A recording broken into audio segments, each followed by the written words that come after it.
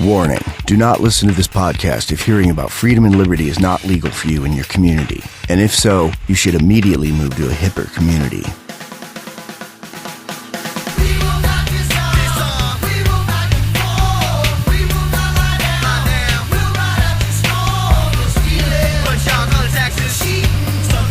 Welcome to the Freedom Fiends Podcast, a weekly web lab where Michael W. Dean and Neema Vedadi cover the punk rockinist, hip-hopinist current events, as well as timeless universal truths about life, liberty, and the pursuit of happiness, because there's no such thing as half-free. The Freedom Fiends Podcast, available from freedomfiends.com. That's FreedomFeens.com. Freedom Fiends is proudly syndicated by Alterati.com and the Liberty Radio Network at LRN.FM. Welcome to the Vaporsmiths Freedom Hour with Freedom Fiends Michael W. Dean. Broadcasting from my windowless bunker. And Neema Vedadi. Go Freedom Fiends!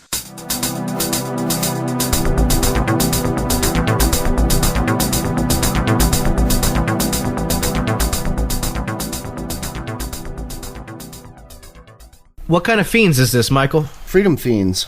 Freedom Fiends, that's right. Yeah. Excellent. Yeah. So this, we've been messing with a lot of sound issues because we're getting ready for our Sunday first live call-in episode of Freedom Fiends Live. Woo! Freedom Fiends Live! Yeah, boy! Yeah. But unless there's sound issues with the configuration we're using, this may be the best sounding podcast that's ever been recorded. Now, why is that, Neema? Because my birthday present just arrived in the mail from Michael W. Dean. And what is it? It's a Nady ribbon mic.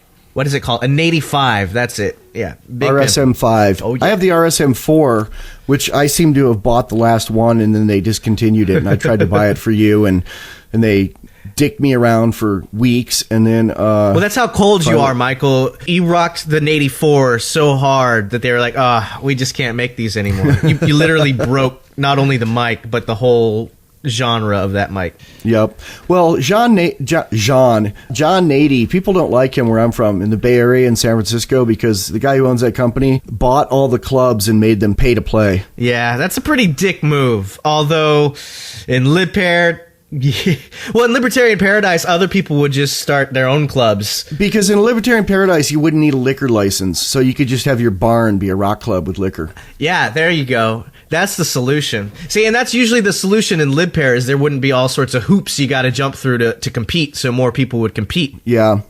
And you wouldn't need a business license. And, I have this friend, the guy that played guitar in Bomb, really good friend of mine, Doug, worked at and managed, and I think even co-owned eventually, this really cool rock and roll gay bar in San Francisco. And he was an Obama voter, and he's this politics will fix everything. And, nothing to do with Obama, but the Democrat statist creeps running the city council in San Francisco, closed down his bar, took away their liquor license so they could sell it to a more profitable bar. And he still liked politics. And I was like, really? You still like politics after that? You think politics can fix things? You think the state can fix things? And he's like, whatever, Michael.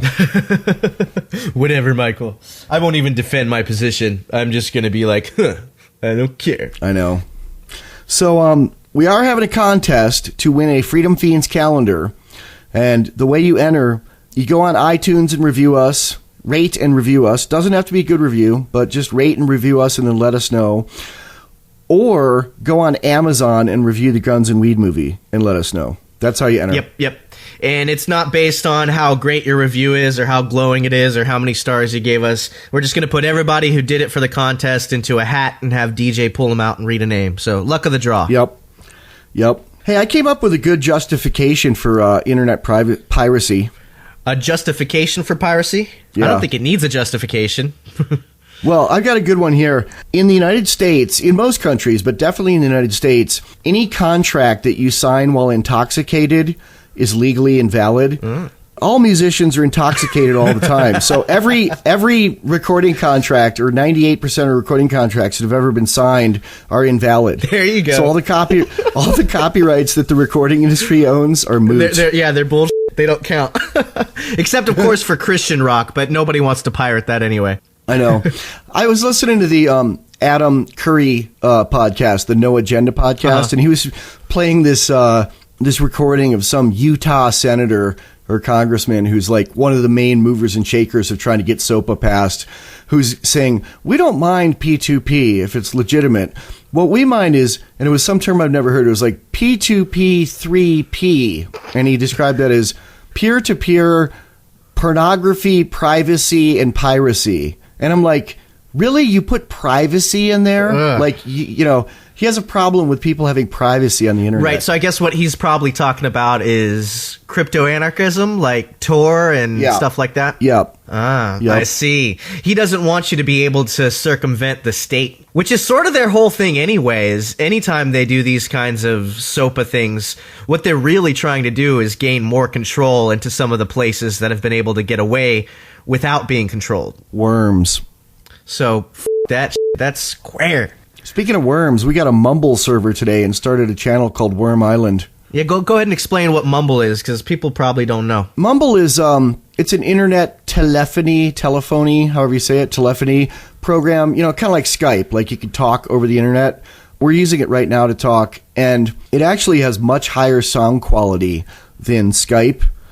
And it's what we're going to use to talk into the LRN server for our Sunday show, and we're testing it today, you know, so we can go out streaming over the LRN feed and worldwide through their, or all through North America through their satellite radio. Right. And it sounds completely great. And, you know, when we first got picked up by LRN to syndicate our podcast, Ian asked us if we want to do a live show. I was afraid. You wanted to. I wanted to. The only thing that was really holding me back was I didn't understand how it would work technologically. Since we're in two different states, I figured one of us would have to call in to the other one, and so at least one of us would have crappy audio. Nope. But not with Mumble. Gamers to the rescue, man. Gamers to the rescue. This is a program that was made by and for hardcore gamers so they can have like 20 people yelling at each other while they're playing online games together. Yeah, there was no government program that needed to invent that. People just were like, I want to be able to hear myself talking about teabagging the dead dude I just killed, so I'm going to create this Mumble. Yeah, and it's $4 a month to get a Mumble server at mumble.com if you want one. If you want to have private, encrypted conversations with your friends. Yeah, and it sounds completely clean. When we were on it with Ian going over some of the settings, you know, you could actually hear how good our mics were. Yep. It wasn't like talking on the phone or talking on Skype, which, you know, in my interviews I've done with Skype, it's actually not too bad, but it doesn't even come close to Mumble. Yeah, I don't know if you're going to be able to get interviewees to install and configure Mumble, but I would do it if you can. If I can. I mean, maybe if I'm interviewing some tech-savvy guy or somebody who already has it. So I had a good freedom fix the other day. Yeah? Me being freedom-minded. I went for a walk, one of my rare treks out of the house. Is it warm enough to do that in Wyoming yet? Yeah, it's like 55 degrees today. A couple blocks from my house on the ground, I found an SD card. You know, like a card for a camera. Right. And it was in the little plastic, you know, flip-open container they're in, but one side of it was missing, so it was really dirty. And I picked it up. I was like, and I took it home, and I cleaned it off and cleaned it really well, like with a cloth and then with alcohol, and then let it dry and put it in, and it took a while to get it to recognize. And then it recognized. The first batch of pictures was a bunch of pictures of the Casper Parade days. All right. With like a lot of emphasis on the roller girls. And then the second batch of pictures was this couple. I don't recognize them, but there's someone from my neighborhood, but I don't recognize them. I'm assuming they're from my neighborhood because I found it near here. It was this couple who were like probably 60 years old. The lady was really plump. The guy was really creepy looking. They were not attractive, and they were being kind of unattractive in this. They were like, it was in a hotel room, and there was no sex, but it looked like they were getting ready for sex. They were being really coy with the camera, and the lady was sticking her boobs out, and the guy was like up in the camera's face, and he looked like he was on drugs. And then there was a third person in the pictures who was a woman that was like probably about 30 that looked like she used to be pretty but wasn't anymore, like kind of rode hard and put away wet. And yeah. she was like dressed really slutty, like something was about to happen, and she was there was a big pile of coke or speed next to her. Ooh. So sounds like a fun night, I guess. It does. It does. You know, in LibPair, unless that younger woman wanted to, she wouldn't have to have sex with the old creepy people for coke or speed. But, you know, I didn't turn it into the police. I didn't complain to the school board. I looked at it a few times. A little kid could have found this. I know. How horrible. Then I overwrote it 3 times with DOD grade encryption, and then took it out and shot it. What'd you shoot it with? 22. Nice. That must have been satisfying. Yep. It flipped it, but chipped it in half. So what do you think a statist would have done? Demanded the government guns do something about it, that those people be punished. Or, you know, a younger person who's not necessarily a statist but kind of doesn't have a lot of morals would probably put it on the internet and make fun of them. Yeah. Turn it into like a shut up little man phenomenon. Right. You know, shut up little man sounds like what the government says to us, doesn't it? Pretty much. I feel like that's the underlying sense behind those form letters you get back if you ever were dumb enough to write your congressman. We appreciate your feedback. I think the subtext is, shut up, little man. Let me do this. You know, one of Adam Curry's websites is shutupslaves.com. He's a funny guy. He's the guy that invented podcasting and also liked our movie and blurbed it. Right. What did he say about our movie? He said, "This is truly America," or something to that effect. Yeah. Yeah. And then he also helped promote our what's now a meme, the "Don't Drone Me, Bro." You were telling me he went to some conference after seeing our movie or some protest with a sign that said "Don't drone me, bro." Yeah, and he also went around New York City putting up street signs that looked like real parking signs, or not parking signs, but like those temporary signs that the city puts up, you know, when they're like doing something to let you know. Like a roadwork sign? Yeah, that said drone activity in progress with a picture of a silhouette of a drone. Good. I'm glad somebody else is as anti-drone as us. Oh yeah, he calls, I think he lives in Texas now. He calls Texas the Drone Star State. Yeah. Man, I really wish I could live by my family and not have to live under such an oppressive police state, you know? Yeah. Well, that has become a meme. I'm sure somebody else would have come up with it. It makes sense after the "Don't Tase Me, Bro" phenomenon. Yeah. But "Don't Drone Me, Bro," I mean, I literally cannot find anything on the internet before the last chapter of our movie where we're, you know, explaining the movie and saying if we're ever found dead of a drug overdose, a car crash, or an apparent suicide, there was a government agency behind it.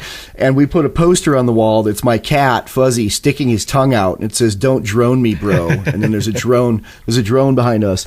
And that was a year and a half ago that went up on the internet. And it's become a meme. Like, there are people that aren't us that are selling T-shirts that say, "Don't drone me, bro." Sweet. And a lot of people think Adam Curry made it up because he's famous and he uses it. First of all, he could borrow anything he wants from us because he invented podcasting. So without him, there'd be no Fiends. I know. There would be, but it'd be a blog. A blog. Oh. But secondly, hang on a sec. There's someone at my door. Talk. I'll be right there. I hope he's not getting drone. You know, how funny would that be? Hello. "Don't drone me, bro." Knock, knock, knock. Boom. I'm just picturing like the SNL scene where the shark is knocking on the door saying he's the pizza man. And then you open the door and it's like a dude in a drone costume. Boom. Excellent. What'd you get? I got cables that we're going to need to do our call-in stuff on Sunday. Score. Yeah, our plan before that was to hold the phone up to the microphone. Well, we may end up doing that for a while. We tried that and it works, but I have to like hold it up, let the person talk, and then pull it back and listen to them and turn the volume down and ride the mic each time I move it back and forth. Requires quite a bit of multitasking on your part. Yep. Unless you can convince DJ to do it. No, she's going to be in the other room behind a closed door monitoring us on a third computer to just make sure we sound good and there's no echo, and come in and let me know if anything's wrong. She's doing quality control. Yep. All right. Yep. Ooh, here are the 2 cables. Yes. It took me like 4 hours to find this combination of cables. I have to have something that goes from a tiny phone jack to a 2 mono 1/4-inch headphone jacks out. Did you get it on eBay? Where'd you get it from? No, I got it on like trianglecables.com or something. Okay. Man, with all this like recording stuff in the room, it's like mission control in here. I have like 3 computers, 2 mixers, 4 microphones. It's weird. That's got to make you feel good, though. I always feel good. The more gear I have around me, I feel like I'm a transformer, and I got to or like a Power Ranger. I connect. I feel like we're transforming society. Yeah. And it's like I couldn't possibly spend my money on anything other than audio gear and guns. I mean, I dress like a bum, so I don't spend money on clothes, so I can do this. And treats for your kitties. And treats for my kitties and my wife. But so yeah. The thing that I don't like about the "Don't Drone Me, Bro" meme is 2 people lately have accused me of, and other people have probably thought it. They're like, "Oh, I saw that at the end of your movie. You stole that from Adam Curry." People have said that? Yeah. Which I've encountered before when I interviewed Feederz, this artist named Feederz. You ever heard of him? No. Also known as Jim Thirlwell. I interviewed him for the DIY or Die movie, and he was one of the inventors of industrial music. Like, he did stuff that sounded a lot like Nine Inch Nails when Trent Reznor was still in his parents' basement in Ohio playing like air keytar in front of the mirror to a Devo song while wearing a flower pot hat, But then he said that, like, I asked him, like, how do you feel about people like Nine Inch Nails making millions of dollars off a sound you created? And he said, I don't mind at all. What I do mind is when people come up to me and say, you sound just like Nine Inch Nails. You copied them. Right. Well, maybe the Adam guy, he's more popular, or maybe he's the one who popularized it, in which case... He's a saint, man. Yeah. It's like, Henry Ford didn't invent the automobile, but he put one in every garage. Exactly. Yeah. With government guns, and then started the wars. Didn't he start the Spanish-American War, or was that Rockefeller? No, I think that was Hearst. Ah. Yeah, I think those guys used to get together and, like, drink the blood of infants. And I was always under the impression that Henry Ford was a fairly, I wouldn't say libertarian, but he wasn't in that same cabal of evil guys, or at least he had some kind of say against it. I remember reading quotes from him that were anti-Federal Reserve. But he was racist, which, isn't necessarily you could be a libertarian and a racist as long as you don't oppress people, which liberals have a real problem with. They're like, no, you can't be racist. He said when bankers were trying to take over his factory, he said, I'll tear my factory down brick by brick before I let those Jews get a hold of it. Okay, so maybe he was right for the wrong reasons then. Yeah, he was against the bankers. See, that's another thing, too, is if you're against central banking, people think you're anti-Jewish. And they're not all Jews, man. There were some Gentiles that used to go to Whore Island and drink the blood of a virgin and whores and make up the Federal Reserve on a cocktail napkin. Right. Yeah, there's no direct line of logic there. I mean, that's like saying you're racist against black people because you don't watch basketball or something. It's just a non sequitur. So anyway, the name of this podcast is Don't Drone Me, Bro. Don't drone me, bro. Somebody's been posting a picture of a drone that looks like it's through the scope of a rifle that says, don't drone me, bro. It's been going around. Yeah, I don't think drones fly low enough to hit him with a rifle. No, but I think that reposting that image could get you in trouble. I don't have the balls to use it. I don't know. I kind of feel like the government. I mean, what are they going to do? They going to drone me because of that? No, they'll come and take away your guns. I wouldn't want that to happen. Yeah. I love my guns. I sleep next to them at night. Yeah. And look at them longingly when I wake up. I pet them. I do that with microphones. I did that with guns the first year or two I had them. You'll get over that. And then want more audio gear. You see, I used to talk about getting more audio gear last year, and you'd be like, no, man, get more guns. So I guess I've reached the gun threshold, and now it's time to get more audio gear. Well, you have a pistol, a shotgun, and a rifle. You're set. Yeah. I do need a semi-automatic rifle. That's what I'm missing. I don't know, man. A lot of wars are won with Mosins. A lot of wars were lost with Mosins, too. But yeah, true that. So I've been learning the NATO phonetic alphabet, and I discovered that using it confidently with customer service makes them far less likely to be chatty and more likely to just help you and then get off the phone. Because you sound like you mean business, right? Yep, or you sound like you're from the government and they're worried. Well, see, I could totally see that because when you're working tech support, there's a few different kind of callers. And if a caller starts off being business, great, I can get a quick call out of this or whatever, I can get the problem taken care of. This is a person who understands things. Whereas the opposite end of the spectrum would be, you know, an older person who doesn't know what Wi-Fi or email is. So if you start off with the NATO alphabet, that's a good sign for a tech support person. As they say on Peep Show, I just always thought that old people were just like us, except they think that when you open a window on a computer, the other windows disappear forever. That's so true. So last cast, I said that the name Frank means shortened to the point, speaking of being shortened to the point, but it could also mean it doesn't have any like good quality in it necessarily like Ernest does. But I forgot to say, your brother Frank is not a scumbag. He's a good guy. No. He's Ernest. Yeah. Frank's a great guy. But I think you were just trying to say that Frank it's neutral. It just means honest, but it could mean brutally honest as well as, you know, a nice guy kind of honest, like I'm an honest dude. Right. You know, one of the best punk rock names I ever knew was there's this band called the Feederz with a Z, and their singer was named Frank Discussion. Nice. Obviously wasn't his real name. Yep. They had a song called Jesus Entering from the Rear, and it was on this compilation called Let Them Eat Jelly Beans, which had a picture of Ronald Reagan on the cover of it. Okay. Sort of an amalgamation of Mary Antoinette and Reagan. Reagan hating poor people. My roommate in college had a copy of that tape, and I was in love with this Christian girl. She heard the tape, and when I went to the bathroom, she like destroyed the tape, my roommate's tape. Jeez. Talk about disrespect for property rights. Nanny bitch. I don't even understand why she would do that. I mean, because she felt like she had God's permission to purge the world of one copy of that song. But I would call that stealing. I mean, I think she broke the 10 Commandments there, didn't she? You know, I think she paid him for it too, which doesn't really make it much better. But, you know, he freaked out and I freaked out, and she's like, how much was the tape? And then he's like, thanks, I'll go buy another one. Yeah, exactly. She did it grudgingly. She didn't do anything good, just evilness. You can subscribe to Freedom Fiends via the RSS link on the top right of any page. It's orange and marked follow. Or you can subscribe via email at the subscribe by email link at the top of the right sidebar on any page. It's a little bit below the search field. You'll need to respond to a one-time confirmation email, but after that, you will only receive an email each time a new episode posts. The Freedom Fiends respect your privacy. We will not spam you and will not sell, rent, or share your email address. And you are free to unsubscribe at any time. What does freedom mean? Tune in to LRN.FM to find out. LRN.FM is the Liberty Radio Network, a collection of live talk radio and podcasts, all coming from a principled pro-liberty perspective. LRN.FM show hosts aren't left, right, or conspiracy kooks. You can tune in 24/7 to LRN.FM via your phone, computer, satellite, and more. Listen free anytime at LRN.FM. That's LRN.FM.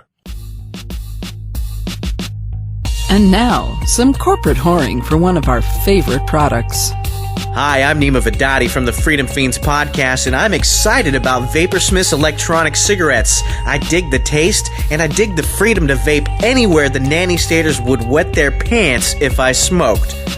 Howdy, I'm Michael Dean of the Freedom Fiends, and I love Vaporsmiths. I smoked 3 packs of tobacco cigarettes a day for decades, but now I'm only using Vaporsmiths. I love the flavors, I don't smell like smoke, and I save money, so I have more to spend on ammo and treats for my kitties. Vaporsmith's e-cigs revolutionized nicotine ingestion by bringing it into the 21st century.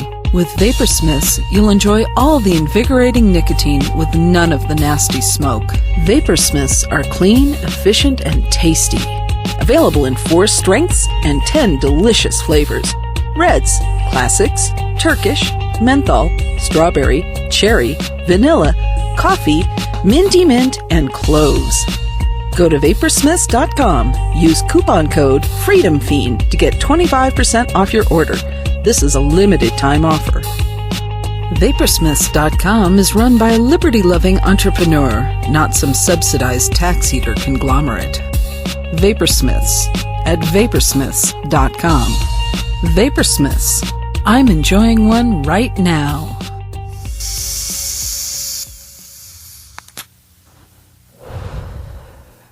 Rolling. We were just talking about Dave Chappelle's When Keeping It Real Goes Wrong. Wu-Tang, bitches. Yeah, where the lawyer ends up having to work at a gas station because he flipped out and kept it real. Because he kept it real. Yeah.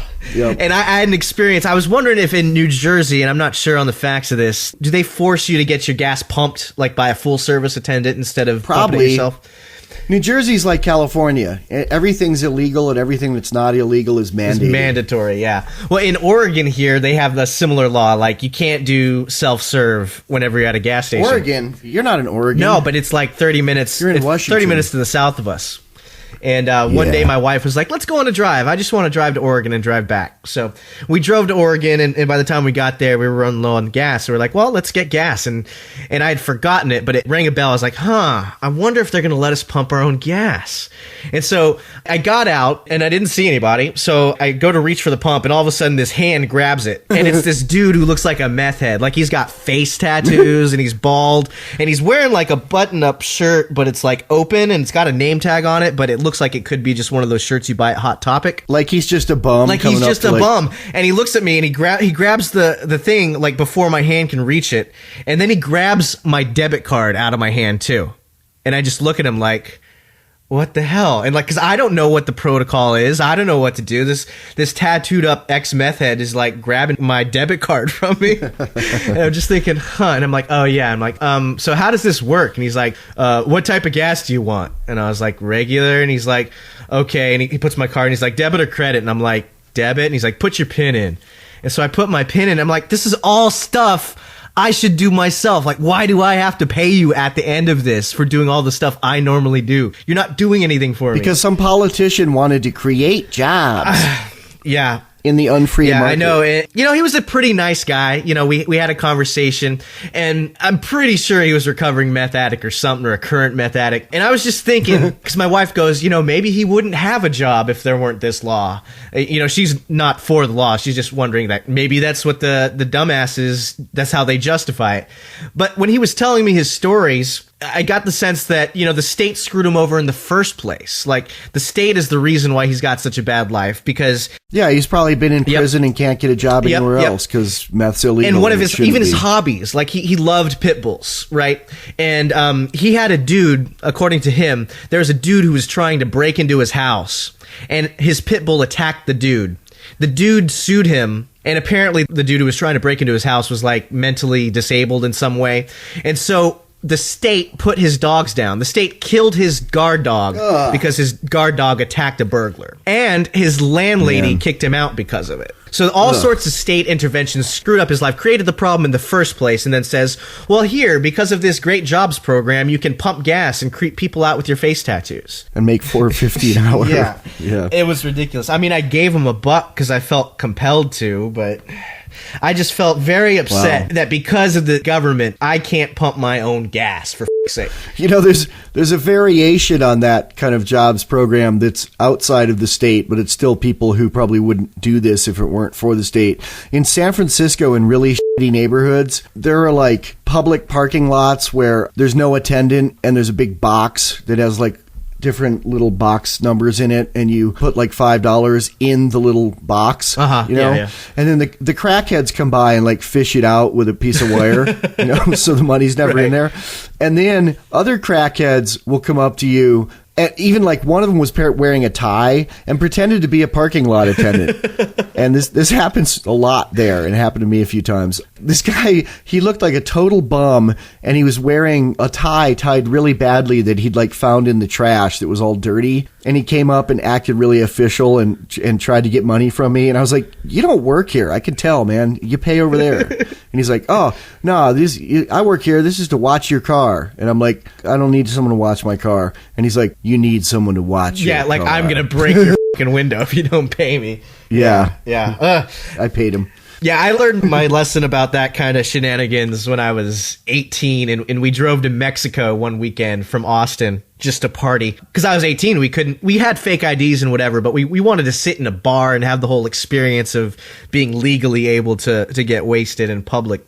And when we first crossed the border, which was our first mistake, because we learned what you're supposed to do is you're supposed to park on the American side and then walk across the border. Right. But we were idiots, so we drove, or I was an idiot, so I drove across the border. And a guy gets out, and he was acting all official too. And he was like, I'll show you where you can park. So he gets in the car, and he has us drive in basically a big circle. And then he's like, okay, that was $20. And I was like, what? I don't know what's going on here. And I was just like, whatever, dude, here's $20, get out. But, Well, both of these guys we're talking about are people acting like the state. Mm-hmm. They're acting as rent seekers while providing no service with a tacit threat behind it. And that's exactly how the state acts. So some of us, especially when you're young, you're sort of conditioned to respond to that in certain ways. And that's basically what I was doing.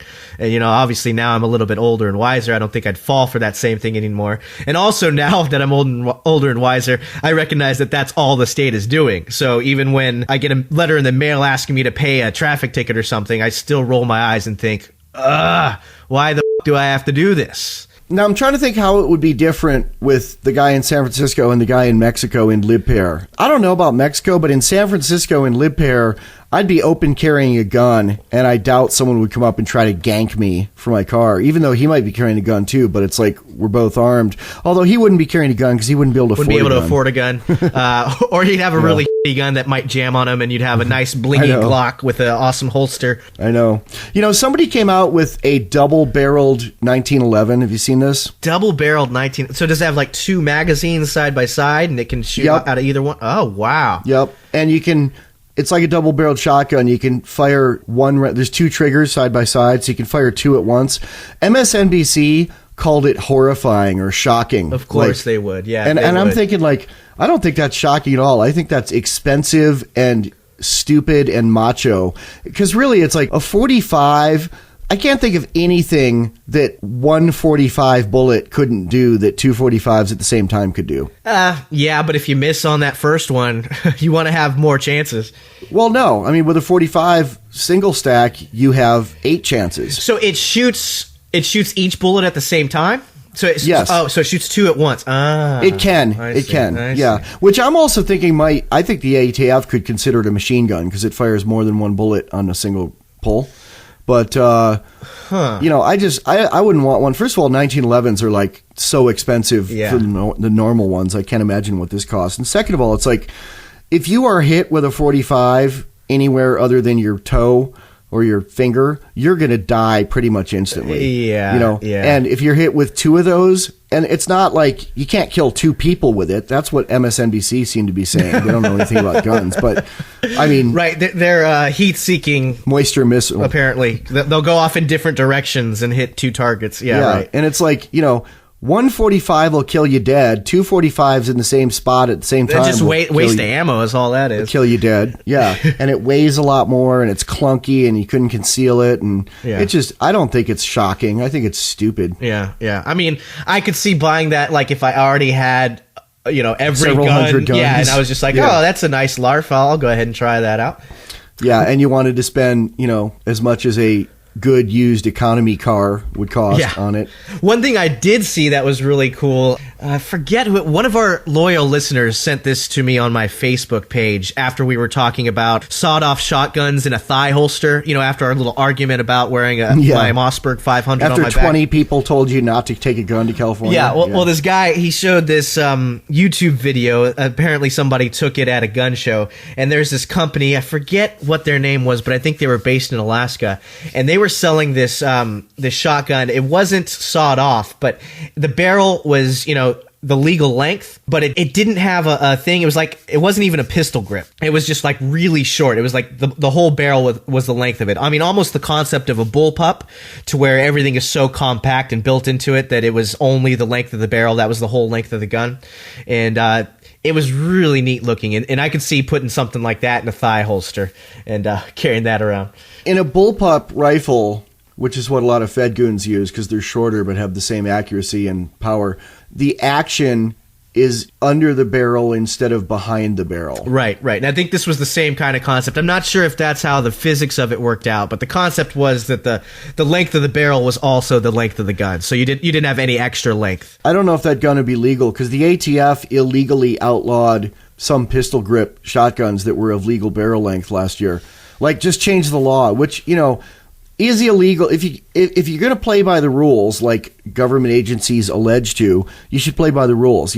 Only Congress at the federal level or a state Congress at the state level can make laws. A federal agency cannot legally make laws, but they do it all the time. Of course, that's the statist fantasy. Statists always say that we're the idealists. We're the ones trying to live in a fantasy world. But I think it's fantasy and folly to think that the government will follow its own rules, because it doesn't at all.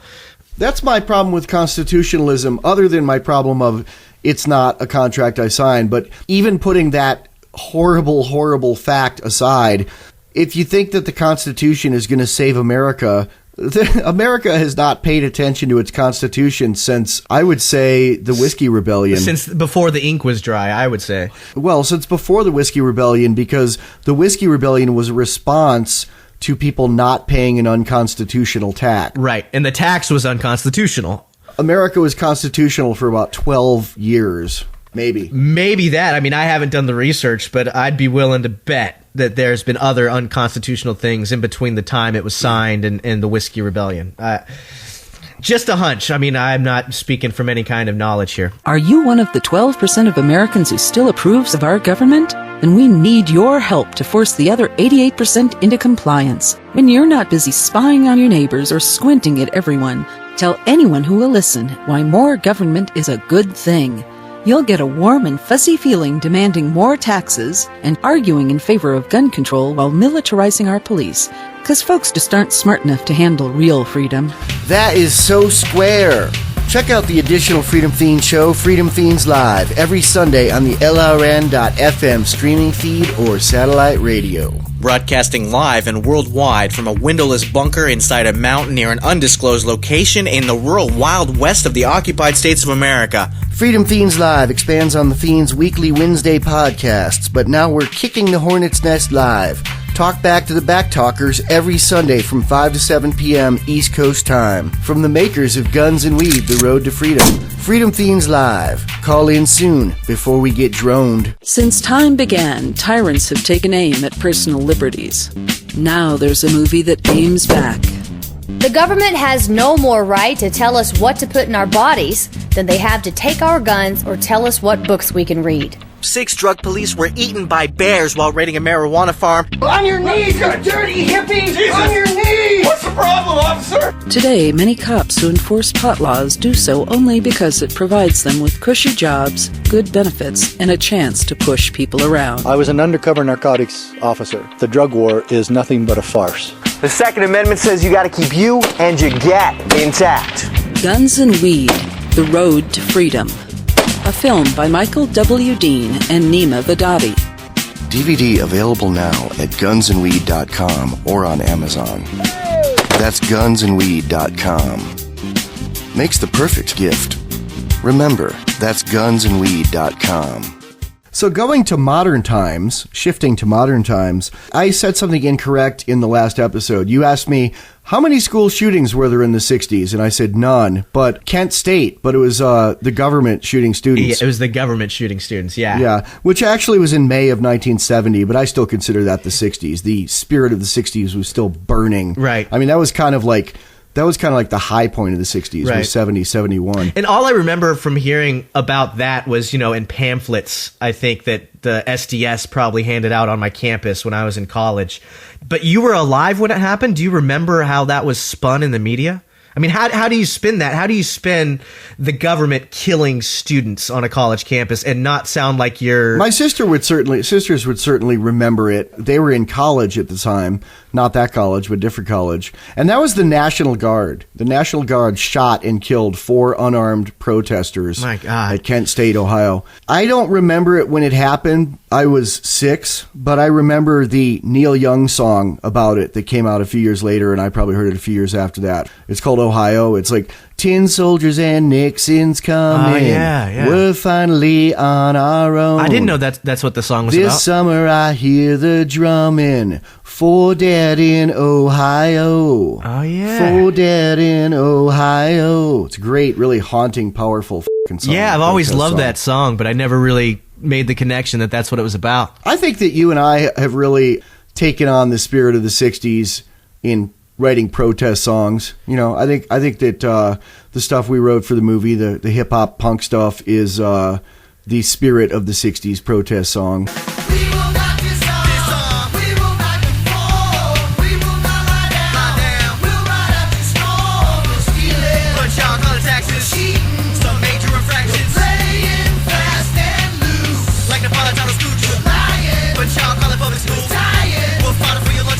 Mixed with a little bit of Public Enemy. Yeah. Well, Public Enemy were protest music for sure. Yeah, that's what I'm saying. Yeah. Yeah, that whole 90s. That scene where they do Fight the Power in, what's that movie? Spike Lee movie? Do the Right Thing? Yeah. That scene where they're playing Fight the Power in the street fucking sends chills up my spine. Oh, yeah. I mean, it's righteous in a good way and aggressive and like, wow. Yeah. I fucking hate Spike Lee, but that moment in that movie, Spike Lee's a racist little fucking gnome. Why do you say that? Because all his movies make white people the fucking enemy. Just all of them, like cliched goons. Yeah, and maybe there's just a paradigm shift that's needed there, because he's attacking the institution, but he thinks that the institution is bad because of its inherent racism, which I think it is racist, but I think the institution itself is not the problem. I think the solution isn't to put non-racists at the helm of the state. I think it's to get rid of the helm of the state in the first place. He also thinks that he really wants the government guns to bring justice about, but which that's fucking square as hell. Speaking of good rap, there's a rapper called Blueprint that we like, that's kind of really popular, who subscribed to our podcast updates the other day. We want to do a shout out to Blueprint. Yeah, he seems like a cool guy, like a do-it-yourself kind of guy. He doesn't take the mainstream rap line where he tries to be like other people. He just stays true to himself, and we totally dig that. And hey, if you're listening right now, Blueprint, I'm slowly working on a hip-hop album. Neema V, Michael Dean, we ain't got no gang, we ain't got no crew, we ain't got no posse, we got a militia. Right arm of Wyoming, we ain't in the house, we in the bunker. I'd love to have a verse from you or a beat or anything you could contribute. Well, you know, on his awesome. website, he actually says he has a contact form, and he says contact for this, that, and collaborations. Yeah. So, and I don't know if I have much money to pay you, but maybe we can work out some kind of trade where we give you some publicity to the Fiends or something. Or have DJ do some sexy female voice for one of your records. Yeah, there you go. So, the lady, my wife, who does the talking at the intro and outro. Most def. So hit me up, Blueprint. Hit me up. Or I'll hit you up. Whatever. It's all good. So how's your record going? It seems like so far I'm your only cut creator. I've given you like 4 cut creator, your producer. I've given you like 4 or 5 tracks to work with so far, and no one else has come through. Yeah, I mean, I've got like a ton of beats myself, and I like a lot of them. I like the tracks you sent me, but I want to get like a nice little stable to pick from. Your friend Chris Calder says he's working on something for me, and he's got a friend of his, Kevin, I think, is supposedly working on, but I haven't gotten him yet. Has he talked since? I mean, yeah, he hit me back and was like, yeah, just give me some more time. I want to make sure I get this right, kind of thing. So, well, I'll be in your stable of hoes. I think Blueprint is too popular to call one of your hoes, but you could be one of his bros. And then I've got there's actually a dude who I probably the only man on the street interview, or one of the very few man on the street interviews I ever did when I worked for the news, to where the guy actually said something that was like sound. I forget what it was, but it had something to do with national politics, and he went on a rant about the Fed and money creation and how evil it was and how that needed to end, and that was the main priority.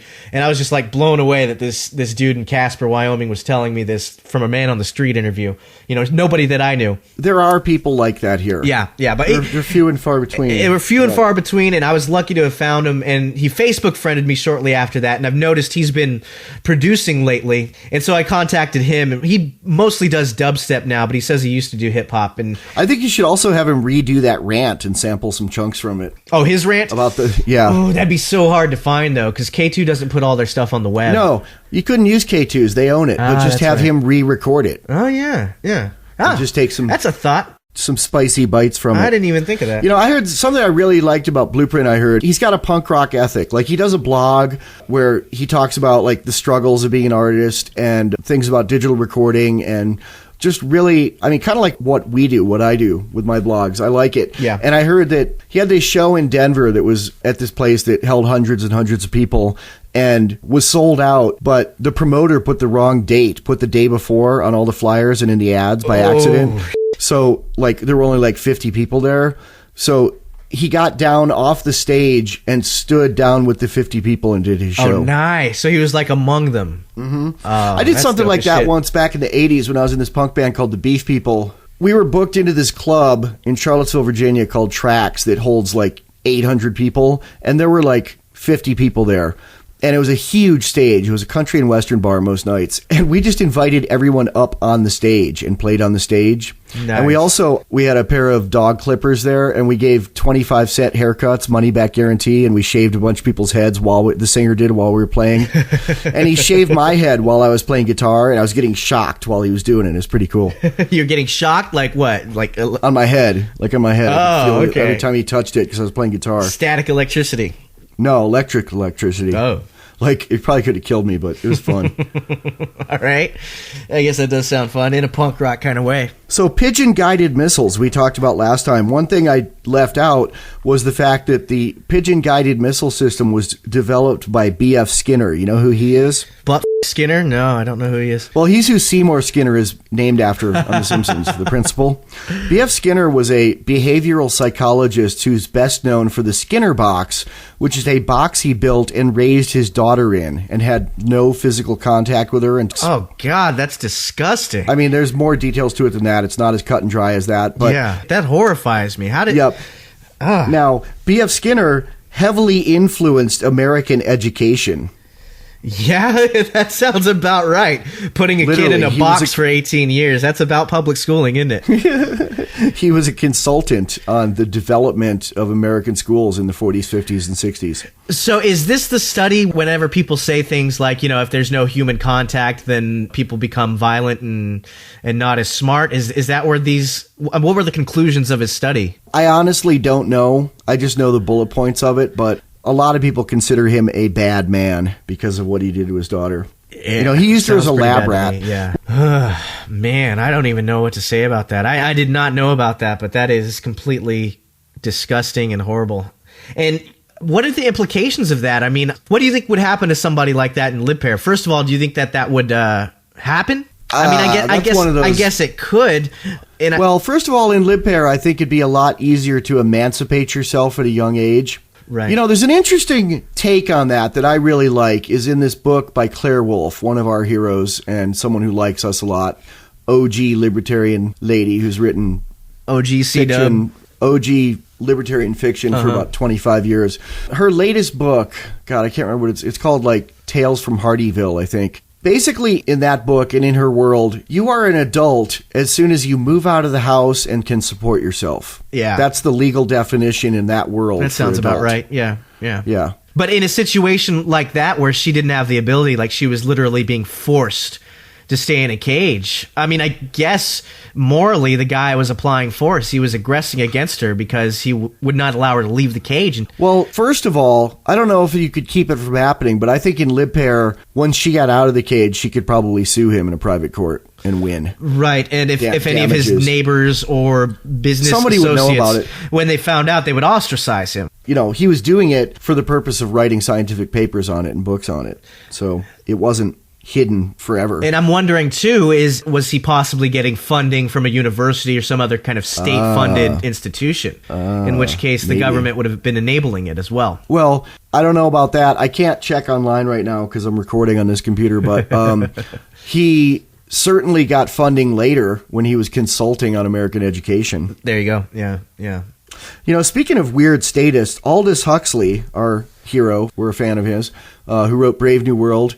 He had a brother named Julian Huxley who was a brilliant statist who wrote a lot of seminal texts on natural selection, but he was also really into central planning. He was a consultant for the UN, the World Wildlife Foundation, and he was very into eugenics. Very into eugenics. Yeah, I could see that. So was Aldous sort of inspired by this kind of eugenics in his brother in his writing of Brave New World? I don't know what their relationship was, but he did have a brother named Julian Huxley who was a weirdo, brilliant statist. FreedomFeeds.com, FreedomFeeds.com, FreedomFeeds.com, FreedomFeeds.com, Freedom Feeds. Freedom Feeds. Freedom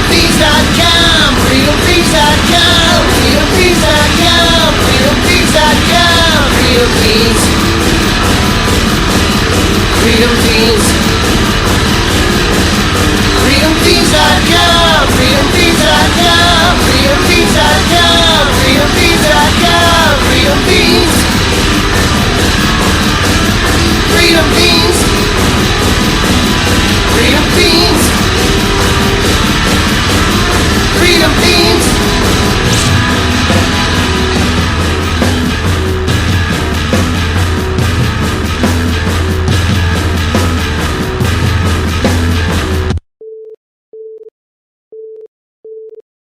So, Neema Vedadi. What to do, Michael W. Dean? I just got the Casper Journal, the Prairie Pravda. Prairie Pravda. What the f*** they saying? Front banner headline. Casper Journal poll shows that most support smoking ban. Okay, who gives a f***? Majority think issue belongs on election ballot. First of all, belongs on election ballot. So, like, democracy is 51%, tyrannizing 49%. Yeah. Secondly, there was another independent poll that said most people in Casper are against a smoking ban, but the Casper Journal did a poll, and it says most are for it. And remember, the guy who runs the Prairie Pravda, isn't he on the committee, the board of the Wyoming Meth Project? So he's a nanny dude. Yeah. He's also anti-gun. Right. So, I mean, how trustable is a poll like that? And even if there were a majority of people in Casper who wanted to ban smoking, what gives them the right? Absolutely nothing. Right. And the city council is getting inundated with pre-printed postcards that people are sending in saying they're in favor of a smoking ban because the American Lung Association, in conjunction with some, Wyoming Meth Project type anti-smoking org called Smoke Free Natrona, who I wrote them a letter and told them they were Nazis. They are Nazis. They did not write back. Well, I also said, and Hitler was into smoking bans because he thought he owned people's bodies. They sent out a bunch of postcards to everyone in town that were pre-addressed and stamped, postage paid, directed to the city council. But there's no opposing organization doing it. And interesting, Smoke Free Natrona has an Alexa ranking of nothing. They're no rank, which means like no one's looking at their website, but they've got funding to send out 4-color prepaid postcards to everyone in town. So where are they getting the funding is the question. I don't know. Either some nanny stater is paying them or... I mean, that's what I would imagine. They're all donating their money to oppress people. I don't know. There's some billionaire family in town. I don't know if they're involved with this, but they own like this huge house that I've seen. It's like amazingly huge, and it's on like Lucky Street, which is a street they own, or Luck Street. All right. And they're involved in all sorts of kind of nanny funding things. And they got all their money from having a monopoly on building all the roads in the state. I see. Yeah, that makes sense. Now, when I hear this, all I can think of is Cale Case when he said that great statement about why the hell would we make anything illegal that you can just walk away to avoid? Yeah. If you can walk away, then that's the solution. Just walk away. He said, I don't like smoking, Kenny G, or patchouli, but I support the right of anyone to have that junk or any business owner to allow it. Government shouldn't be involved in anything that people can avoid by walking out the door. Yeah. Just walk away. When I first heard that, I was like, that is so fucking wonderful. And for a politician, I guess it is. But Mama Liberty's answer to that in the movie, I had that quote in the movie with a picture of Kale in my living room holding my revolver. And he's a state rep here, has been for decades, I think. Yeah. He's pretty much the most libertarian state rep there is. I call him the Ron Paul of Wyoming, which he's not quite. He's a little more statist than Ron Paul, but he's in a good direction. I like him. Yeah. But then Mama Liberty's answer to that statement was, government doesn't allow us to walk out of anything. But they should. That's the thing. Well, government could be legitimate if it were voluntary to be involved with it. That's what panarchy is. You choose your own level of government and you'd pay for it. Right. But inherently, that's not the way government works as it's conceived these days. It operates on the basic premise that it is the monopoly force, that it is the monopoly of force, and that it'll do anything to prevent competing systems of voluntary interactions. That's why they feel they can control everything down to whether or not somebody lights up some tobacco inside your privately owned bar. And right. And really, I don't see how people don't see logically how forcing somebody who owns a bar and it's their private property, forcing them to not allow smokers and to kick smokers out. How's that any different from saying you can't smoke in your home? Well, that's it's a slippery slope, and I don't even think it's a slippery slope. I think it's the same concept. It's the same principle. There's a town in California that's banned smoking in your home in certain situations. If you share a common wall with someone else, like in an apartment building, like you wouldn't be able to smoke in that town. It's Calabasas, California, which is one town over from where DJ and I lived in Agora, California. Yeah. So lucky y'all for getting the f*** out of there. Yep. Calabasas is really incredibly nanny and white and rich. I only say white because I think there's one black resident there, and it's Cat Williams, and he always jokes about he's the only black guy. He goes to his golf course that he's a member of, and like people call the cops. Yeah, I can see that. Well, he probably dresses as a pimp named Slickback, and so they think somebody's selling hoes over in them regions. Yeah. So, speaking of government force, Koni, not to be confused with Kofi, who's a good guy from Africa. Koni is a really bad guy from Africa, and he's really hip suddenly. Talk about that.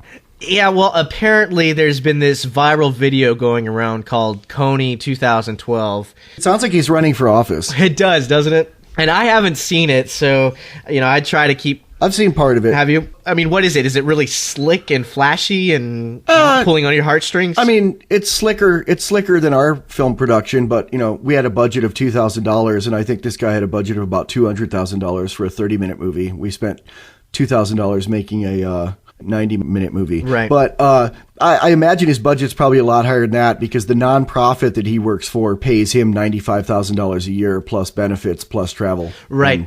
Expenses. And apparently a few of the bigwigs in that organization have ties with the State Department, and not just Hillary Clinton, but before that, Condoleezza Rice as well.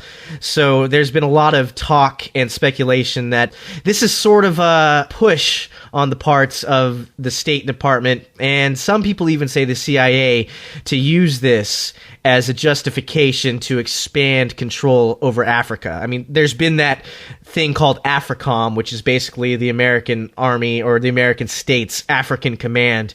And so this is sort of saying, hey, look, there's this boogeyman, there's this devil we call Koni. We need you to support us sending troops here. He is a bad guy. I mean, he's a warlord that's been operating in a region of Uganda for a couple decades and, kidnaps 12-year-old boys and forces them to be soldiers and kidnaps 10-year-old girls and forces them to be sex slaves deep in the jungle. He's a bad guy.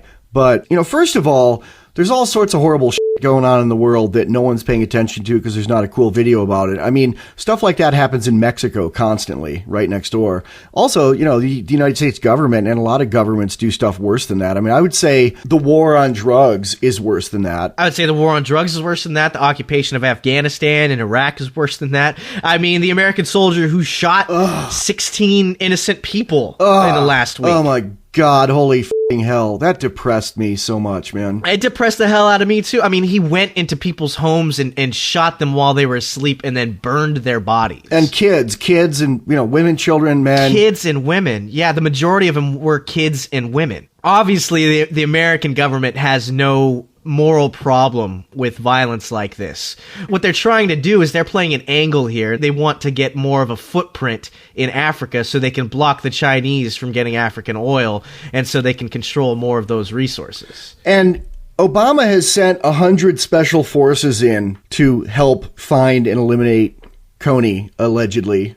Which is kind of interesting. It's kind of a military action supposedly inspired by a viral video, but I think it's the other way around. I think this video was funded and created by the State Department. And then there's actually some talk that Koni is CIA funded too. But regardless of all that... Koni the evil guy or Koni the video? Well, both. Koni the video is probably funded by people in the government or people who work for the government at least.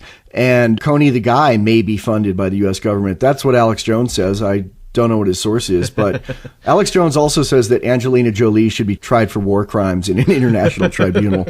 Alex Jones says a lot of things. He's the Cartman of alternative radio. I like him though, but I like him when I like him. That's how I feel about Alex Jones. He was Garrett's gateway drug to liberty. That's what he says. Yeah. He gets it about half right. He gets it more right than MSNBC, even though he gets it wrong a lot of the time. That's true. More right That's than true. Fox. Noam Chomsky was my gateway drug, and there are a lot of things I disagree with him on, but his critique of American foreign policy was what sort of brought me over to hey, maybe the government is evil. My feeling about Noam Chomsky fans, and he's a left anarchist, I guess, or a left libertarian, which I don't even know what that is. He doesn't believe in anarchy. He's tried to refute anarchy multiple times, failing in my eyes, but obviously his followers buy it. Well, in that show, Peep Show, which you still need to see, there's this character who's kind of an uneducated bedroom DJ hipster dude who crashes this party that's like a college professor and his brightest students sitting around talking, and the hipster dude's making fun of the professor and saying, well, you've got all these books and you think you're smart, but you're really not because blah, blah, blah, blah, blah. And the professor interrupts him and says, oh,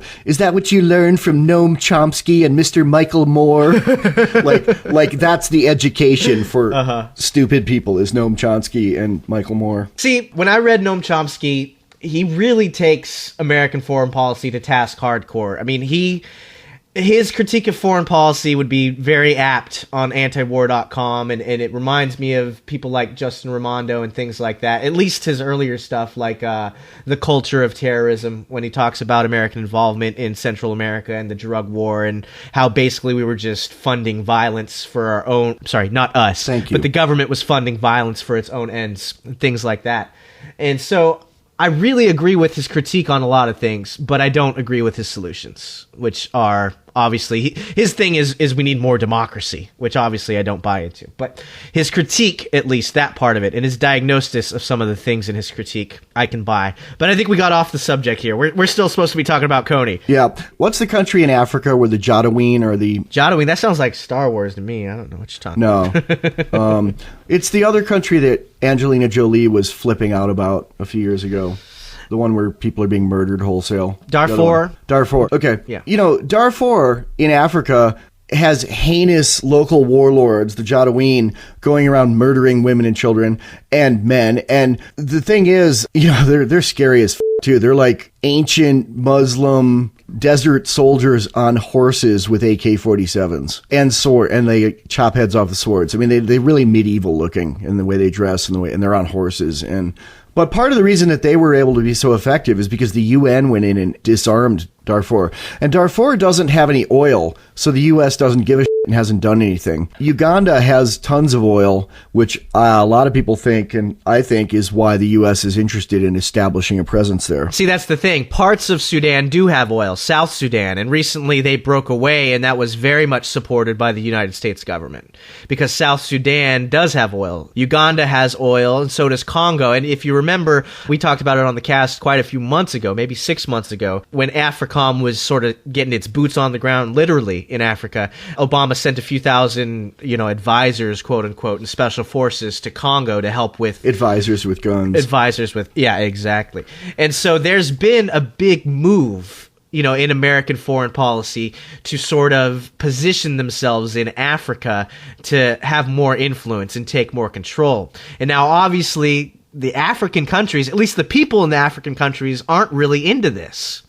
And people in America didn't really understand it. So I think this whole Koni thing is nothing more than a PR move. There's a really, really good video. If you search some of the replies to Koni 2012, there's one that's a Ugandan American girl. Parents are both born in Uganda. They live in America. She was born and raised in America, like a westernized Uganda girl who's probably about 17 or 18, replying to that and just tearing it apart, really, just saying that this is crazy and silly, and and this guy's been doing it for 20 years, and a lot of people thought he was dead, and it's kind of saying it's not as big of a deal as people are making of it. All it is a narrative. It's a narrative just like the narrative that Iraq had weapons of mass destruction and were involved in 9/11. It's nothing but a narrative that they're going to use to try to get voters to support more action, to try to get people to believe that sending their kids and their money over to this region of the world is a good thing, when it's really not. It's not good for anybody but the pocketbooks of the politically connected. I'm done with that, unless you got more. No, I want to crumble that up and throw it away. And one thing I wanted to ask you is, What has TV been saying about this? Because I don't really watch TV. I've stopped watching. I only watch movies on Netflix now. See, because I heard there was a lot of critiques on this, but they were sort of critiquing the wrong things. Like they were talking about, the guy has a big salary who made this and who's he funded by, and not necessarily getting to the root, why would somebody be pushing this? Is this a foreign policy kind of thing? I hear there was a lot of blowback for Koni, but I'm not really sure what the mainstream blowback was. It's probably helping Koni in some way. Maybe. I don't know how, but it just seems like this kind of thing would somehow have unintended consequences. You're listening to the Freedom Fiends podcast. Freedom Fiends is now available for 24/7 streaming to your iPhone, Android phone, or other chromed robot turd. Click on the streaming audio link on freedomfiends.com. That's freedomfeens.com. Speaking of unintended consequences, do you know about the blue helmet rapes? No. Well, it was a few years back. It was a bunch of UN peacekeepers raped some women. Really? Allegedly. There's a running joke that, it's a fact that a lot of UN peacekeepers don't carry rifles. They only carry sidearms because they don't want to look like soldiers. Although they do have blue-headed dragoons with rifles. But, somebody made a joke that they don't carry rifles. They only carry sidearms because it makes it easier to rape somebody. You don't have to carry a rifle. That's disgusting. Because isn't that just... doesn't that sum up the UN? I mean, in my opinion. I'm actually finding it on the UN website. Speaking of peacekeepers and the UN, the Hunger Games movie is coming out soon, and I'm excited about that. I know you told me you weren't interested in reading more books because you want to spend your time lately watching visual media, but the evil police from the Empire in that book. That is visual media. It is now, but before it was a book. In the book, I don't know if it's going to do it like this in the movie, but the evil police, the enforcers of the police state in that book are called peacekeepers. And I'm wondering if that's a nod to the UN being evil. Okay, I'm looking at a Huffington Post article called Uruguay. Is that how you say it? Uruguay? I don't know. Homer on The Simpsons always called it Uruguay.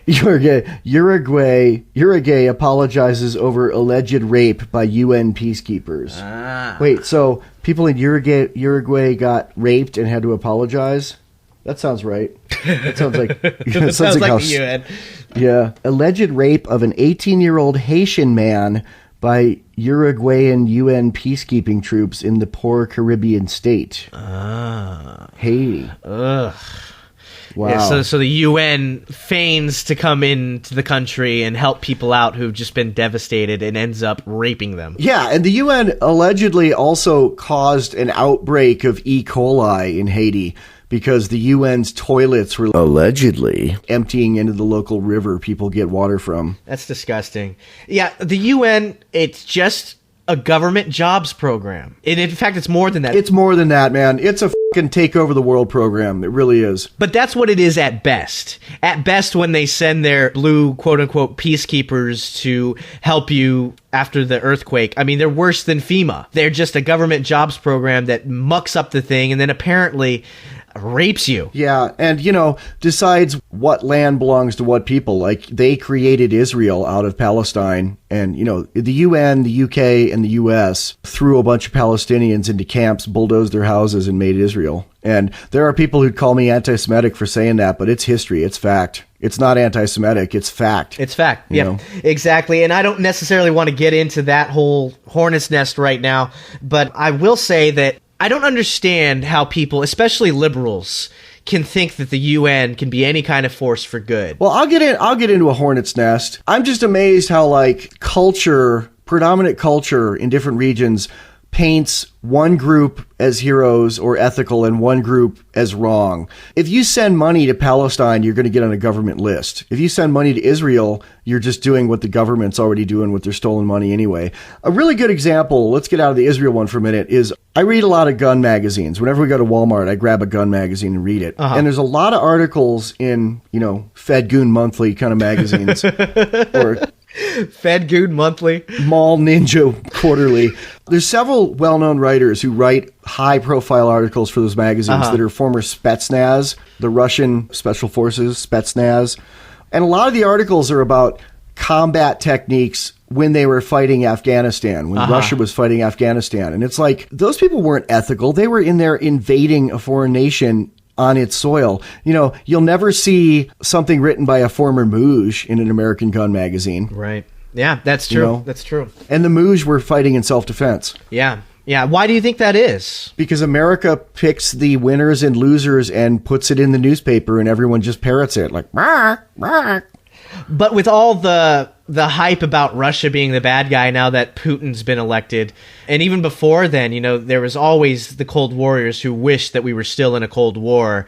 Like when there was the spat between Russia and Georgia a few years back, that became a big thing again with the establishment, talking about how Russia was the big bad guys. So why did they let the Russian ex-Spetsnaz people talk? Are they now Americans? Did they like renounce their Russianness? Well, I don't know. I think they could still be Russian. I mean, I don't think much has changed in the past week with Russia. They're still not, it's not the Cold War anymore. Yeah, yeah. Russia's just another European country to America. The thing about Russia is the government, ever since the Cold War ended, instead of backing off from encircling Russia, they upped their game. I mean, with the whole missile defense system in Poland that they say was to protect Western Europe against Iranian nukes that they don't have, and Iran's longest missile range could maybe hit Israel and not very accurately. Nobody bought that the missile defense was actually to defend Germany against Iran. I mean, everybody knew that it was pointed at Russia. Well, yeah. I'll say a good thing about Russia is that someone in the Russian Federation downloaded the ISO of the DVD of our whole movie on BitTorrent yesterday. When we talk about countries, we're talking about the state there. We're talking about the governments, not the people. Not the people. Yeah. I hope whoever downloaded it bootlegs the f*** out of it, sells it for 20 rubles on a blanket in front of the U.S. Army base. Hell yeah. Like that kid in The Hurt Locker. The Hurt Locker. All right. Yeah, that kid was my favorite character.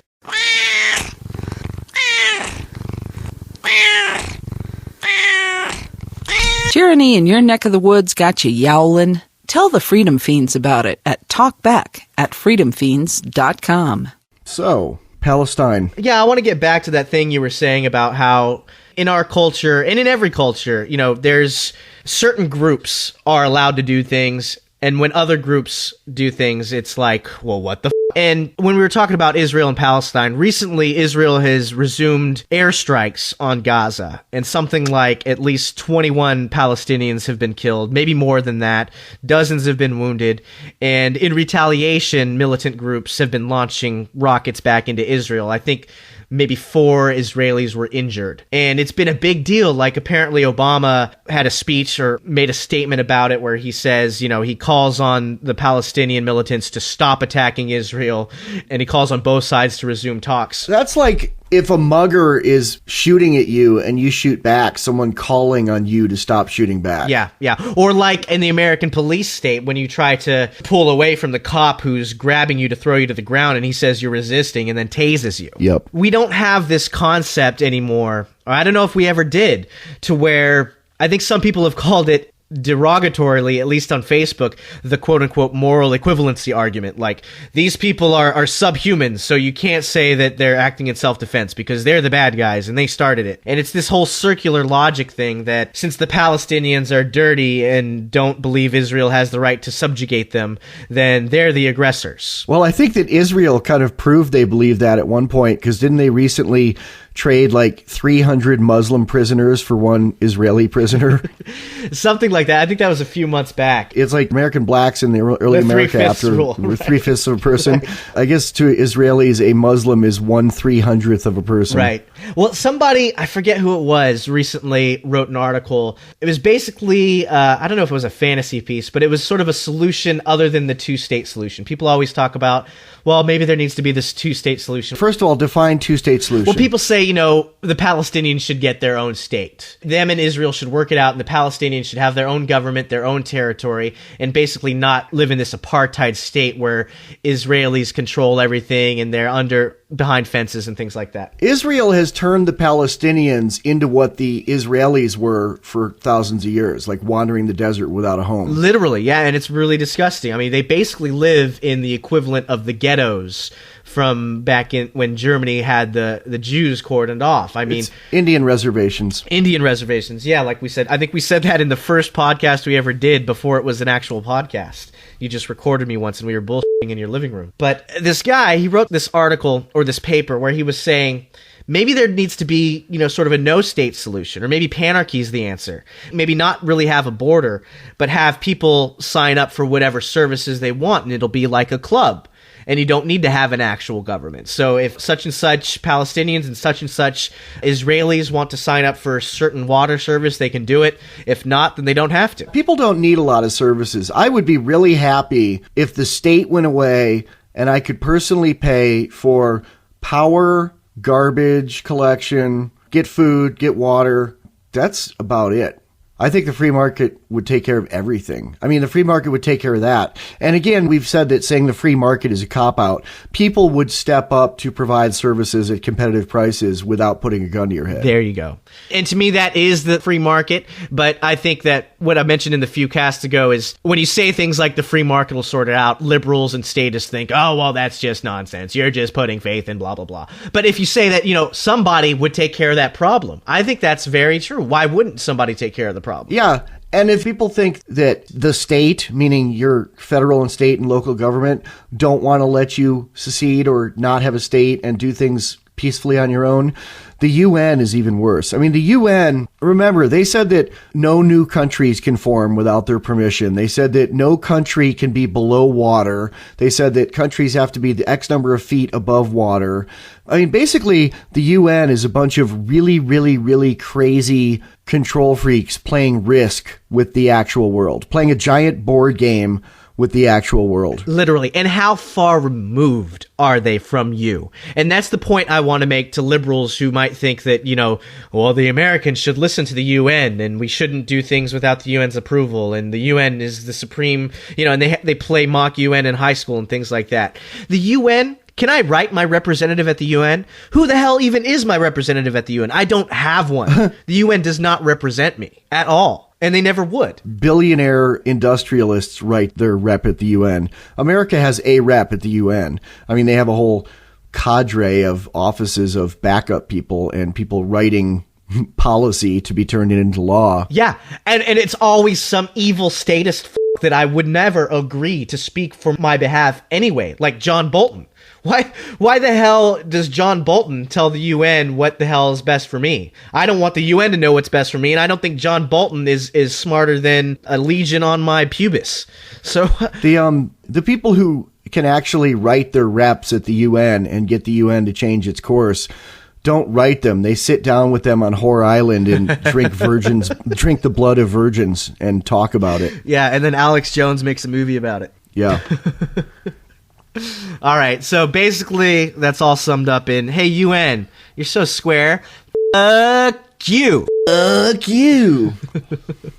I was at an NA meeting one time and was really pissed at what the speaker was saying too. But didn't like what the speaker was saying, and the speaker had implied something about him, without saying his name, dissed him from the pulpit kind of. Mm-hmm. Stood up in this meeting with 80 people in it in a church basement. He's 6'7" and really lanky, and he was wearing a trench coat, and he just kind of put his bony hand out with his finger out and said, well, fuck you, and walked out of the meeting. Nice. Speaking of churches, there's a great website that you showed me called God Hates Shrimp. Oh, yeah. It's a wonderful, sarcastic take on people using Leviticus to judge other people. For being homosexual. Yeah, being homosexual. And just whatever. I mean, people have different Leviticus because Leviticus also bans eating shrimp and any shellfish, wearing mixed fiber clothes, getting a tattoo, and about 200 other things. Yeah. Mixing different foods. It basically, it's part of what outlines kosher, the food requirements. From my understanding, yeah. And God hates shrimp. Goes to show, and it makes the point really well using sarcasm, that the book of Leviticus is not a good place to look at for modern rules of society. At all. At best, I think the book of Leviticus is something to look at and say, that's really weird. The first paragraph of this whole website is just great. It says, shrimp, crab, lobsters, clams, mussels, all these are an abomination before the Lord, just as gays are an abomination. Why stop at protesting gay marriage? Bring all of God's laws unto the heathens and the sodomites. We call upon all Christians to join the crusade against Long John Silver's and Red Lobster. Yeah, even Popeyes shall be cleansed. Yeah, although we talked last week about how Jesus' new covenant undid all of the Leviticus stuff, but actually there is some stuff of Jesus tacitly condemning homosexuality in the New Testament, but it's not as cut and dry and it's open to interpretation more. What does he say? Oh, it's long. See, because what I heard somebody refute that, saying that it was only in one of the books. I forget which book, maybe Mark. Oh, yeah, because there's 4 different Gospels, and who knows if they're all... Right, and somebody was saying maybe Mark just sort of put those words in Jesus' mouth. Because one of his friends was hitting on him and was creeping him out. Maybe. Who knows? I just know that don't judge people, man. I mean... Well, it's in Matthew, and I don't even see this as condemning homosexuality so much as celebrating heterosexuality. He says, "Have you not read that he who made them at the beginning made them male and female, and said, for this reason, a man shall leave his father and mother and be joined to his wife, and the two shall become one flesh." That doesn't sound like it's condemning homosexuality. It sounds like it's celebrating heterosexuality, which is not the same thing. Yeah, it just sounds like it's celebrating marriage. So, I mean, if you took that to its stupid roots and got retarded with it, you could say that, if you don't get married in your whole life, then you're a sinner. In which case, priests would be sinners. One of my favorite lines in a Nick Cave song. Nick Cave's one of my favorite singers. He's singing this. It's this really sexy, slow song about a woman, and one line in it is, "She lay open like a book," which I really like. And another line in it is, and he says it, I can't even approximate the creepy, kind of beautiful, deep, sexual, creepy voice he says it in, but it's like, "She looks like she just stepped out of the book of Leviticus." Like she's forbidden. Yeah. I dig it. That's what Paul Bonneau said. It sounded like the words we were looking for when we were talking about gun-proofing kids is don't make guns seem like forbidden fruit. And I think that's a good saying. That's better than how we said it. Well, that's interesting. Did Leviticus ever talk about weapons? There's some stuff about weapons in the Bible, Old and New Testament. Jesus says, "Sell your coat to buy a sword" when going to testify. Yeah, which is obviously in favor of being able to defend yourself. Sell your most important possession and buy a sidearm is what he's saying. Yeah. Because to sell your coat, if you're going across the desert at night, you could freeze to death. So he's saying that having self-defense is more important than being able to protect yourself from the elements. Or as you put it, to modernize it, if you own a flat-screen TV but not an AK, your priorities are a bit wrong. That was Boston was that said Boston? that. I was quoting him. Yeah. Fair enough. Did you ever go to South by Southwest in Austin? You know what it is? Oh, yeah, man. That's a huge thing. I lived in Austin for 6 years. Yeah, I went to South by a few times, yeah. It's a big music festival. Now it's a music and film festival. They had an internet conference at South by Southwest recently, and Al Gore spoke. He was the star speaker. Why? Why would you... That is like the coolest music festival. Why would you let the uncoolest person in the world talk at it? Because he said he invented the internet once. Yeah. He urged young folk to use the internet to improve government. Okay, I think that's what we're doing, Michael. We're improving it by deleting it. No, we're just using it to improve it by hating on it. I think that really the people who are improving government with the internet are anonymous. There you go. Yeah. Anonymous and Julian Assange are improving government with the internet. Right, we're just cheerleading for them. It says, Gore talked of a wiki democracy of digital flash mobs calling out the truth, a government square that holds people accountable. Square being the operative word. Square being the operative word, right. Yeah. Not as in the town square, yeah. But as in the town is square. So he's trying to co-opt our whole image of how the internet's going to create the anarchy that organizes the world. He thinks the internet's going to improve democracy and keep organizing the world. Trying to co-opt freedom into statism is a well-tried and true tactic that the state always tries to use. It takes a village to censor the internet. Yeah, actually, it takes a few assholes, but I don't think they'll be able to. I think the internet is beyond the reach of the state at this point. Yeah. No matter how hard they try, even though they're apparently throwing people in jail like the Mega Upload guy, and then what was that other? There was some other website creator that was recently taken down by the feds. I think this is another example of the dinosaur thrashing in the tar pit or the T-1000 thrashing in the molten steel. Yeah. They're trying hard right now to lash out against the people who are going to end up being their demise. I think a few people are going to end up getting screwed by it, but the optimism I see in it is that eventually they're going to lose. And they know that, and that's why they're scared, and that's why they're doing things like this. They're so square. They're scared squares, man. You're listening to the Freedom Fiends podcast, available from freedomfiends.com. That's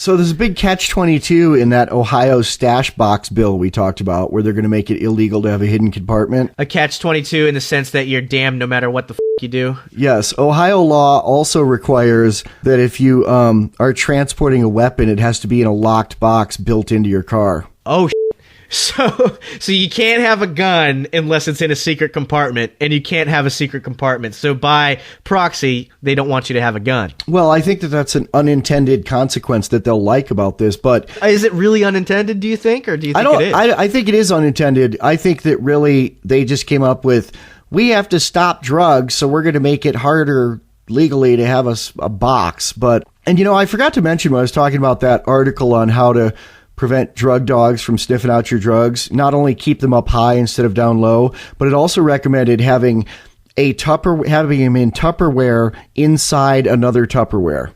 Double bag it. Not double bag it. Bag it and then double box it in sealed Tupperware is what they said. Right. I'm just repeating what I read. So Bad Quaker spent a half hour analyzing something that you said in passing that I really liked. I love him. He's great. And he's so meticulous and logical. And we try to be meticulous and logical, but I think we, and especially me, sometimes instead of going through the mind, like my mind works too quickly and jumps around too much to where I just end up, instead of logically dismissing statists, I'm more likely to just say, well, fuck you. You're square. Yeah. Well, see, that's the thing is Bad Quaker, he'll spend a good 20, 30 minutes even on one topic, and he'll just go through all the ins and outs. We sort of do a brief survey of everything. I feel like we're more like a mosh pit. Like we run into every statist piece of shit and smash him with our shoulder, whereas Bad Quaker, he's more of like a boxing match or a Greco-Roman wrestling. No, he's more like we're walking around punching statists in the face, and he has one of them in an interrogation room for 186 hours. That's it. Yeah. Although he would never waterboard them. He would never do that, but, you know, I'm saying, like, if you want to use that analogy, we're running around the mosh pit elbowing statists in the nose, taking out 40 or 50 of them in an hour, and he has one of them in interrogation for 90 minutes. Yeah. Which makes sense, because we're the younger dudes. He's sort of the old, folding his arms, looking at you like, really? Yep. Is that what you think? You know, he does a podcast every day. He's retired. He does a podcast almost every day. Yeah, I've noticed that. I mean, he's one of the more prolific ones. He's always got in my iPod, every time I refresh, I can always count on a Bad Quaker to be there in my iPod when I go to listen. So what do you think of the new Vaporsmiths products? I'm loving these batteries, man. They feel like a rifle shell, and they last like 4 times longer. The Vigo. They last so long. Vigo. What's it called? Vigo. V capital G small O. Okay. Yeah, I haven't had to charge mine yet. They came to me charged about a week ago, and I've been puffing on them nonstop, and I haven't had to put them on a charger. Did you get any of the new flavors? Coffee, minty mint, or cherry? I did. Well, is cherry a new flavor? Cherry's been around for a while. Oh, no, it's not. Okay. No, right. Yeah, I got minty mint, and I got a coffee. I really like the coffee. I love the coffee. And I like the minty mint. I can't decide if I like it better than the original menthol yet, though. It's very strong. It's really strong. I feel like I like it a lot for maybe an hour or two, but I don't know if it's going to be my all-day vape. It's kind of fun to have the minty mint with your morning coffee and then have the coffee later. The coffee flavored later. Okay. Yeah, I can see that. I've got a friend here at my work who I've recently turned on to Vaporsmiths, and he says he loves the coffee. And I think I might trade him a few of my coffees for some of his extra strength reds, because he indicated that the extra strength was a little too strong for him. Cool. But yeah, I always dig all of the Vaporsmiths product, and I want to keep them coming. I do have a question, though. There seems, on these new big batteries, there seems to be another line of threads. Is he coming out with maybe That's for the charger. That's for the charger that's shipping. In the meantime, do you have any of the little tiny chargers that go in the USB port? Yeah. Not the one that are USB'd into the one that plugs in the wall, but the ones that are just USB only? The only USB ones I have plug into both. They plug into the charger that plugs into the wall and the... Okay. Because the input on the charger that plugs into the wall is USB, so you could plug any charger into it. There's 2 different sides. I know, but there's a different USB one that doesn't come with the wall charger that fit these.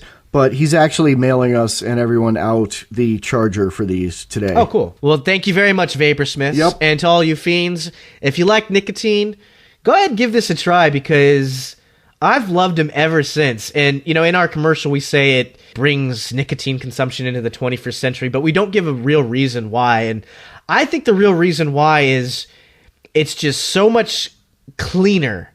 and so much more usable. I can literally keep this in my mouth all day, like I used to do with my tobacco pipe, but I don't have to worry about people being square about it. Yep.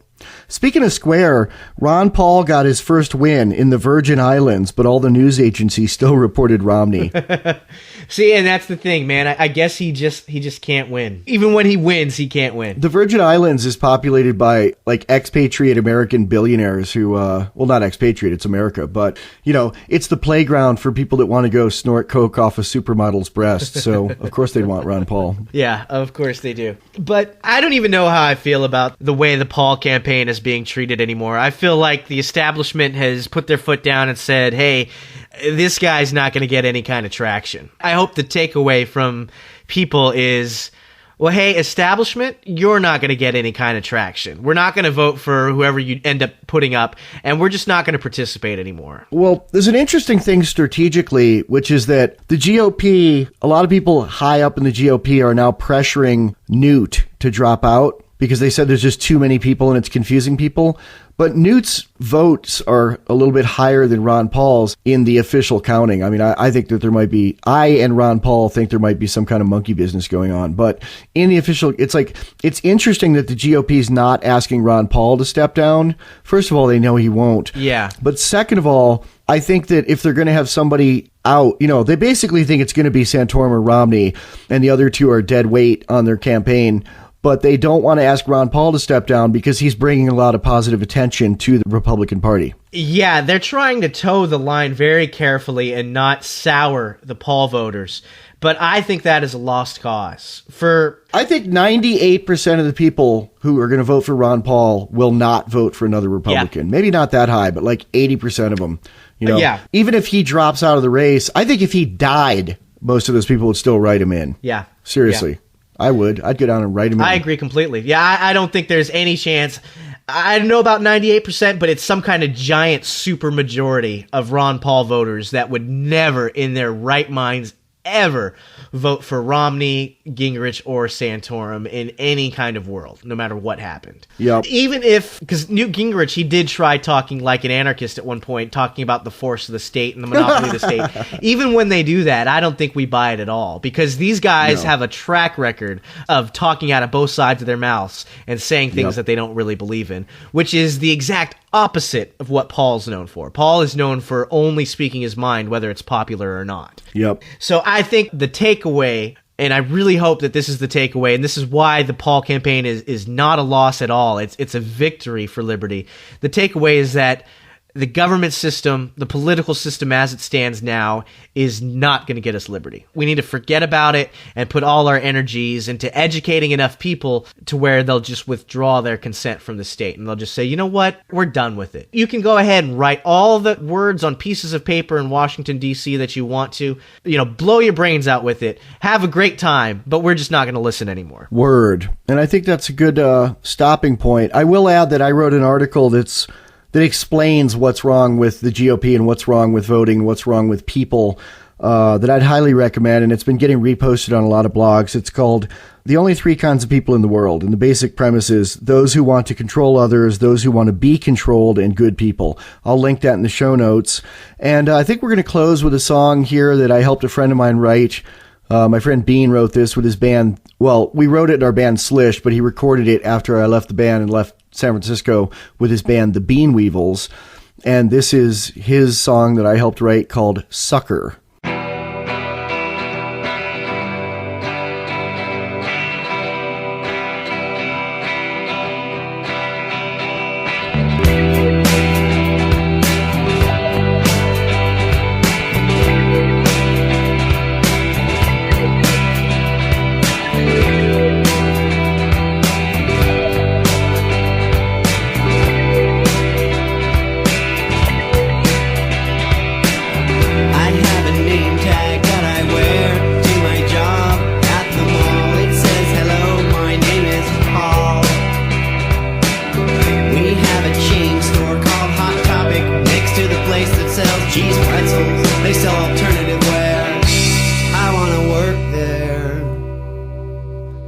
I'm a sucker, sucker, sucker, hopelessly suburban.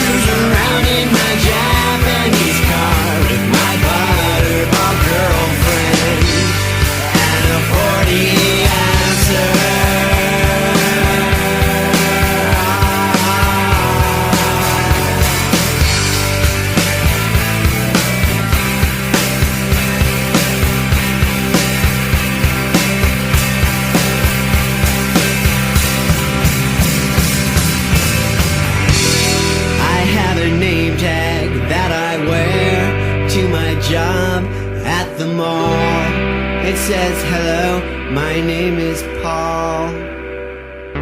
Hello, Freedom Fiends. It's your boy Dean from the U.S. Get the U.S. out my bloodstream. I-O-me and that include endorphins. No one won't ask permission and I won't say please. Freedom fans, one fact that I gotta make clear is... The Freedom Fiends podcast is covered by a Creative Commons Attribution Share-alike 3.0 license. Do what you want with it and spread it around. Tell 2 friends. Make copies. Email it to everyone you know. Go on the site and comment. This is a conversation. Every week, we'll have an exciting new episode where Michael W. Dean and Neema Vedadi weave their own unique take on the way the world works and how to find your place in it. Available from freedomfeens.com. That's FREEDOMFEENS.com. Freedom Fiends is proudly syndicated by Alterati.com and the Liberty Radio Network at LRN.FM. Subscribe and tell 2 friends. And remember, the only power they have is the power you allow them.